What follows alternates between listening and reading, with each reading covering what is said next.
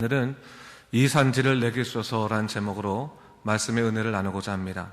오늘 본문은 요단 서편 지역의 땅 분배에 관한 말씀입니다. 1절부터 5절까지는 땅 분배에 관한 과정을 다루고 있고 6절 이후는 유다 자손이 헤브론을 기업으로 받는 장면을 다루고 있습니다.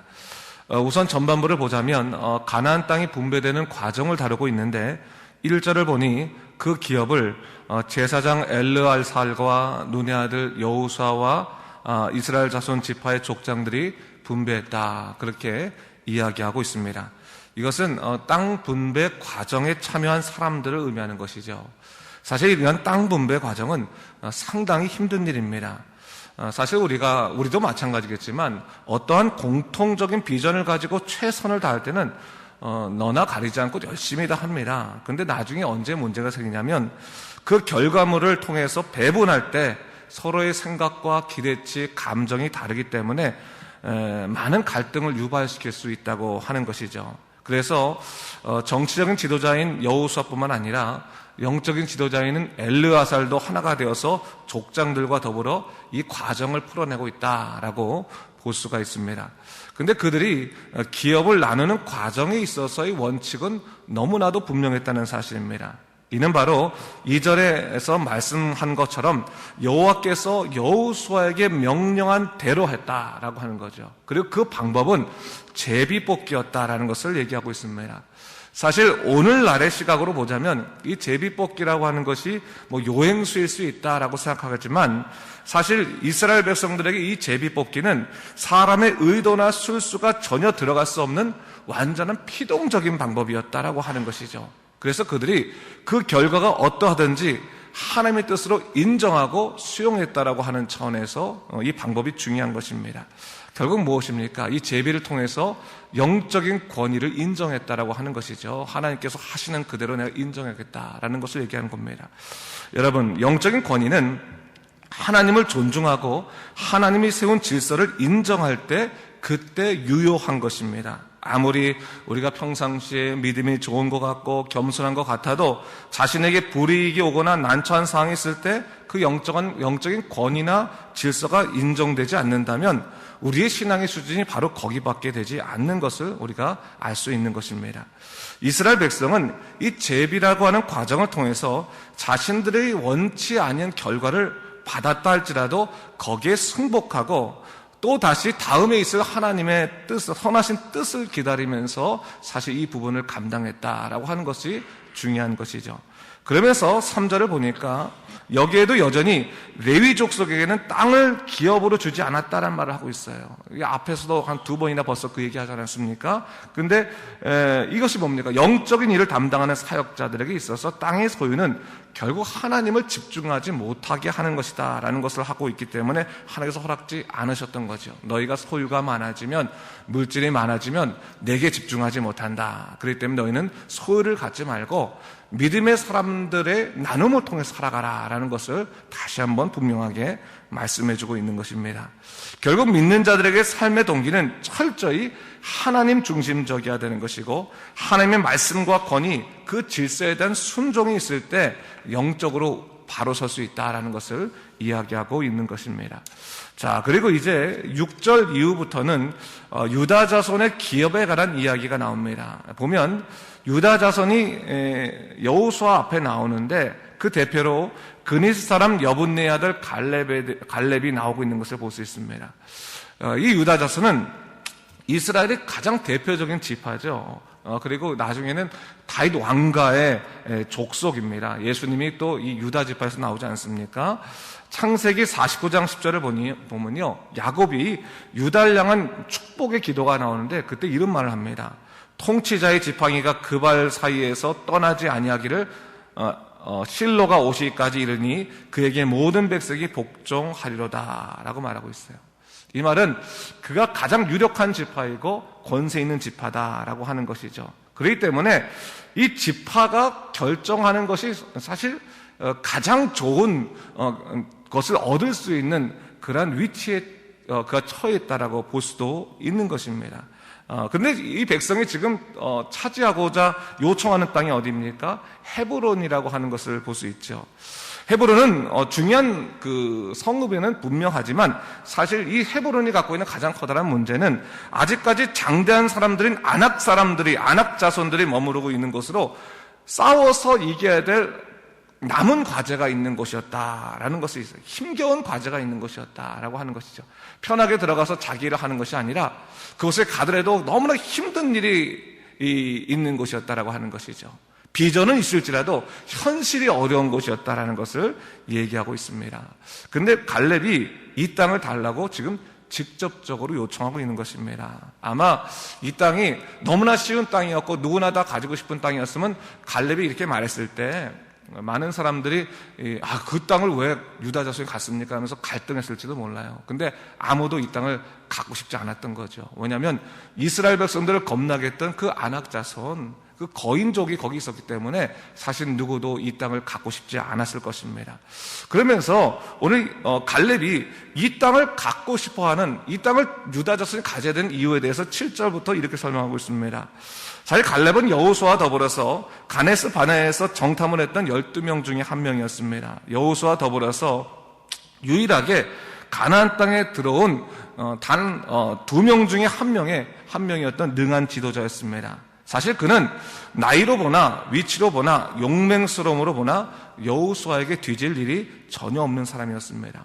2인자라고 보기에는 1인자에 가까운 그런 사람이었지만 그는 모세가 여호수아를 후계자로 세웠기 때문에 그 권위를 순종하며 여호와를 쫓은 것입니다. 영적인 권위를 인정할 수 있는 것은 사람을 볼 때가 아니라 하나님을 볼 때 가능한 것이고, 믿음의 순종이라고 하는 것도 바로 그런 차원에서 증명되어지는 것입니다. 오늘 갈렙이 여호수아를 찾아가서 간청하죠. 내 나이 40세에 여호와의 종 모세가 나를 가나안 땅에 보내서 정탐하게 했을 때 성실한 마음으로 그에게 보고하였고, 나와 함께 갔던 형제들이 내 백성을 놀라게 하고 낭망하게 했으나 나는 하나님께 충성을 다했습니다.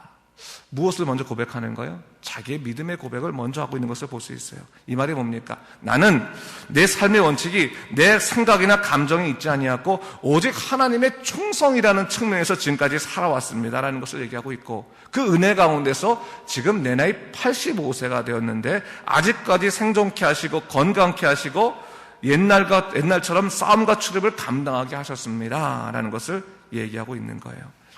무엇을 얘기하고 있습니까? 그는 자신의 나이나 현실에 탓을 하지 않고 하나님이 그에게 주신 비전과 능력이 가장 중요하다는 사실을 다시 한번 여호수아에게 상기하고 있는 것을 보여주고 있는 것입니다. 그러면서 뭘 얘기하고 있습니까?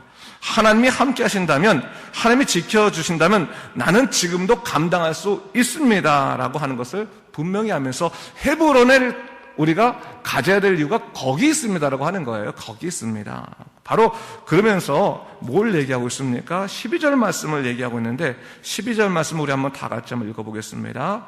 시작. 그날에 여호와께서 말씀하신 이 산지를 지금 내게 주소서. 당신도 그날에 들으셨거니와 그곳에는 아낙 사람이 있고 그 성읍들은 크고 견고할지라도 여호와께서 나와 함께 하시면 내가 여호와께서 말씀하신 대로 그들을 쫓아내리다 하니 하고 있어요. 그는 자기의 눈앞에 힘겨움과 어려움이 있을 것이라는 것을 잘 알았습니다. 왜 그렇습니까? 자기가 들어가야 될 그 성이 크고 견고하고 중요한 것은 뭡니까? 아낙 사람들이 있기 때문이다. 아낙 사람들이 있다. 뭡니까? 자기의 적들이 있다. 자기의 방해자들이 있다라는 것을 분명히 그가 알고 있다고 하는 것이죠. 그러나 그 어려움과 힘겨움이 있다 할지라도 이겨낼 수 있는 능력은 어디서 나온다고 하는 것입니까? 여호와께서 나와 함께 하시는 것 때문에 나온다. 그리고 내가 여호와의 말씀하신 대로 그들을 쫓아낼 수 있다라는 것을 분명히 얘기하고 있는 것을 볼 수 있습니다. 사실은 어떻게 보면 이 갈렙은 여호수아하고는 조금 다른 지도자죠. 여호수아는 뭡니까? 주어진 권위가 있으면 주어진 권위. 모세를 통해서 이미 주어진 권위 안에서 움직이는 사람이었다면 이 갈렙은 주어진 권위는 없었지만 뭡니까? 하나님의 그 마음의 내적 권위. 외적 권위가 아니라 내 마음속에 하나님께서 나를 선택하시고 나를 인도하시고 나를 주관하시고 나를 돌보신다고 하는 그 내적인 확신이 있었기 때문에 그 내적인 확신으로 나아간다고 하는 것이죠. 여러분, 사실은요, 외적 권위와 내적 권위가 다른 게 있습니다. 외적 권위는 주로 행정과 조직을 통해서 일하라고 하는 거죠. 이미 주어졌기 때문에 모여라 그러면 사람들이 모일 수 있는 것이 외적 권위 아니겠습니까? 근데 내적 권위라고 하는 것은 단순히 행정적이고 조직적인 것으로만 움직일 수는 없는 거예요. 무엇이 있어야 되는 겁니까? 그 마음 가운데 하나님에 대한 완전한 확신이 있지 않으면 절대로 불가능하다라고 하는 것이죠. 사실은 오늘 이 갈렙이 내가 나이가 85세입니다. 내가 지금 여러 가지로 늙어 있는 것도 사실이지만, 그리고 그 땅은 너무나 성읍이 크고 견고하고 안악자손도 있지만 내게는 한 가지 확신이 있습니다. 어떤 확신이요? 하나님이 함께 하신다면 이 일을 감당할 수 있습니다. 그 내적 확신으로부터 내적인 권위가 분명히 세워졌다고 하는 것이죠. 그 말을 들을 때 옆에 있던 사람들이 아휴, 늙었는데 그래도 그냥 앉으세요. 힘든데 그냥 접어드세요. 그랬습니까? 너무나 그 확신에 찬 말에 권위가 보여졌던 것이죠. 그 권위 안에서 무엇을 하게 됐습니까? 13절에 보니까 축복을 하게 됐다라는 것을 얘기하고 있어요. 여호수아가 여분네의 아들 갈렙을 위하여 축복하고 헤브론을 그에게 주어 기업을 삼게 했다.